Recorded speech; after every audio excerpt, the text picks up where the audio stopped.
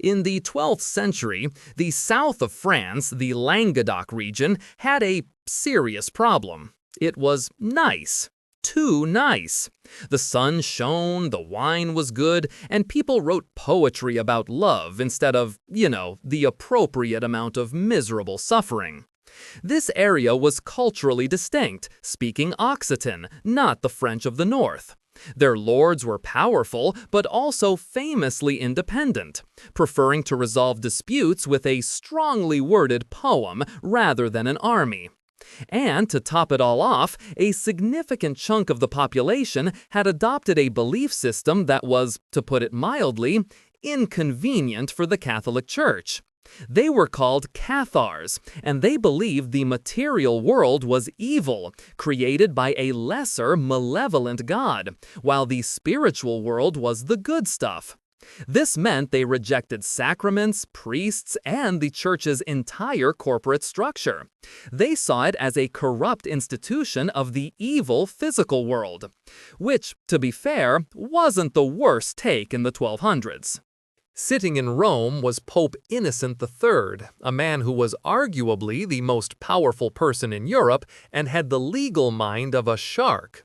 He did not appreciate a popular grassroots movement calling his entire organization a scam. His first move was the sensible one: send in the missionaries. He dispatched Cistercian monks, and later the newly formed Dominicans, to debate the Cathars back into orthodoxy. It was a spectacular failure. The Cathar perfects lived lives of extreme poverty and asceticism, which was a stark contrast to the church's wealthy legates arriving in fancy carriages. The locals were not impressed.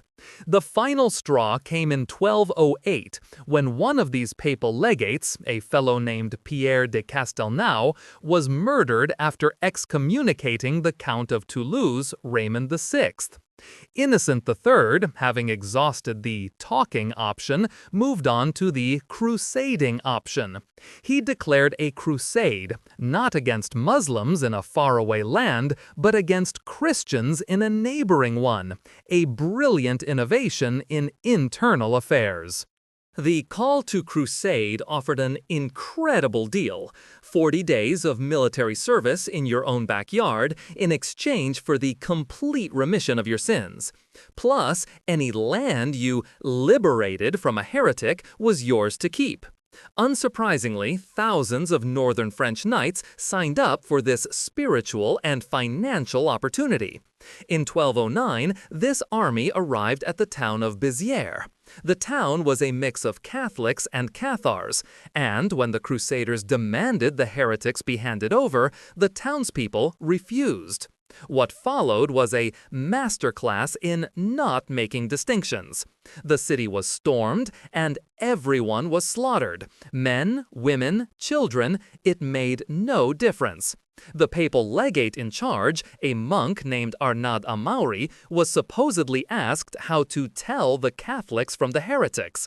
His alleged response became an all-time classic of ruthless pragmatism: "Kill them all. God will know his own."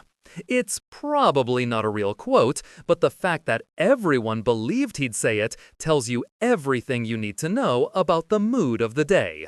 With the religious point made in the most unsubtle way possible, the crusade quickly morphed into what it was always going to be: a massive land grab.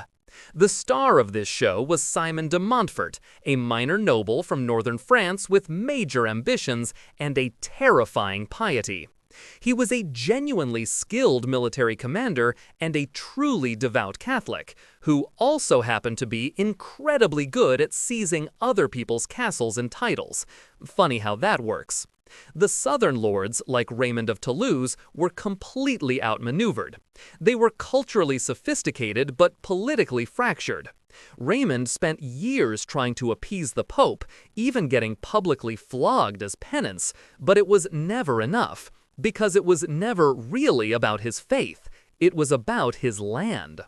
Simon de Montfort systematically dismantled the southern nobility, replacing it with a new ruling class from the north, all under the banner of restoring orthodoxy. It was the medieval equivalent of a hostile corporate takeover, just with more trebuchets. This wasn't a war of glorious field battles. It was a miserable, grinding affair of sieges. The landscape of Languedoc is dotted with Cathar castles perched on impossible cliffs. They look romantic now. Back then, they were just a nightmare to attack. The workhorse of the crusade was the trebuchet, a giant catapult that could hurl massive stones, dead animals, and occasionally severed heads of prisoners to spread disease and terror. At the siege of Minerve in 1210, after weeks of bombardment, the Crusaders destroyed the town's only well. Thirst did what stone could not. The local lords surrendered, and the Crusaders offered a choice to the 140 Cathar perfects inside: convert or die. They didn't even wait to be pushed. They calmly walked into the massive bonfire the Crusaders had built. An act of ultimate faith meeting an act of ultimate certainty. It was a conflict with no room for compromise. For a while, the King of France, Philip Augustus, was happy to let his barons do the dirty work. It was a perfect arrangement. His most aggressive nobles were busy far away, and a troublesome independent region was being weakened. But then, Simon de Montfort got a little too successful. He was carving out a massive, powerful principality for himself, and suddenly the king had a new, hyper-competent warlord on his southern border. That was not part of the plan. The French crown's involvement became much more direct. This wasn't just a holy war anymore. It was now an official project of state building.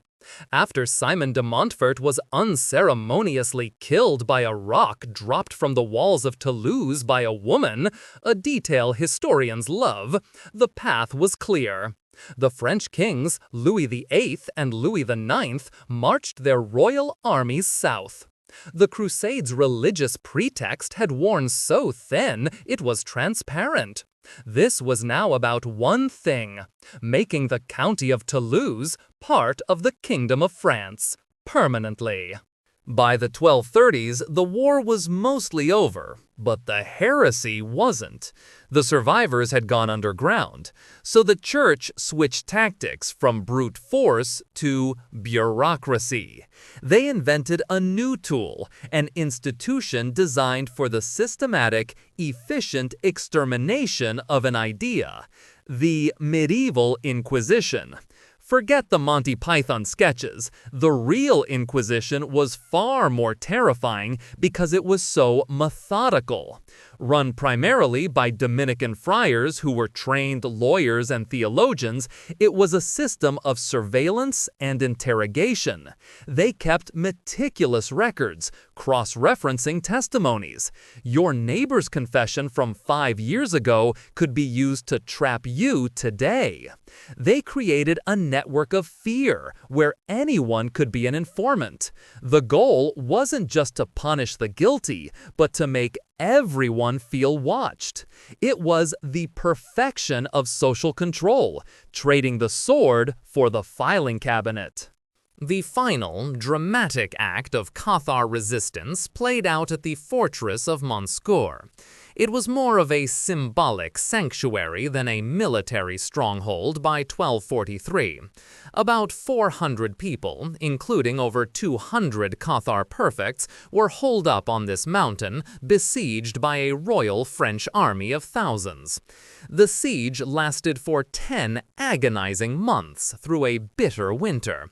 It was a hopeless situation, a foregone conclusion. When the fortress finally surrendered in March 1244, the terms were simple. Anyone who renounced the Cathar faith could live. Everyone else would burn. Not a single one of the perfects recounted. They were given 2 weeks to prepare, and on March 16th, they were marched down the mountain to a field where a huge pyre had been built. Over 200 people were burned alive in a single day. This event, the fall of Monscour, effectively broke the back of the Catholic Church, a truly spectacular way to prove your God of love is the right one. So, what was the result of this 20-year holy war, followed by a century of Inquisition? Well, the Cathars were gone. Utterly. One of the few successful genocides of an idea in European history. The unique, vibrant culture of the Languedoc was crushed, its language suppressed, and its literature forgotten. The region was fully absorbed into France, which was a huge step in creating the centralized French state we know today. A big win for Paris. And perhaps most importantly, the church and state had co-developed and perfected a terrifyingly effective toolkit for enforcing conformity. The Albigensian Crusade demonstrated that heresy was an incredibly useful excuse for political consolidation and naked greed. It provided a blueprint for how to use religious fervor to achieve very worldly goals, a lesson that Europe would unfortunately remember very, very well. If you enjoyed this video, please like, comment, and subscribe to our channel for more historical insights. Thanks for watching, nerds!